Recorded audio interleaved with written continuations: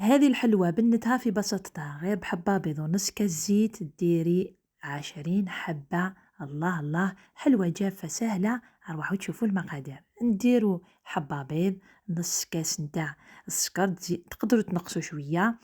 لافاني نخلطوه مليح حتى يولي خليط أبيض. نزيدو نص كاس نتاع الزيت، نزيدو نخلطو. هنايا نديرو نص كاس نتاع الكاوكاو محمص ومرحي، تقدروا تعوضوه بالبسكوي مرحي. وإذا عوضتوه ببسكوي مرحي نقصوا السكر. هنا ملعقة كبيرة نتاع مربى المشمش ولا العسل، نص ملعقة صغيرة نتاع خميرة الحلويات، ونزيدو الفارينة حتى نلمو هذه العجينة وتصبح كيما هذوك تاع الصابلي. راكم تشوفوا القوام هنايا ديريكتومون. انا نحلوها لازم تكون شويه خشينه ماشي رقيقه. انا رققتها هنايا، لازم تكون خشينه بالكاس ولا هكا بالطابع. دونك الموديل الاول درت بياض البيض ودرت اللوزي فيلي هكا، والموديل الثاني درتو طيبته هكاك على 180 درجه من الفوق ومن التحت.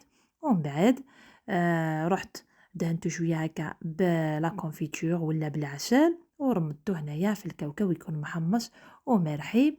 وعندكم الاختيار والتزيين يبقى اختيار، تقدروا ميم ديروا الكوفريت اللي عندكم في الدار ديروه.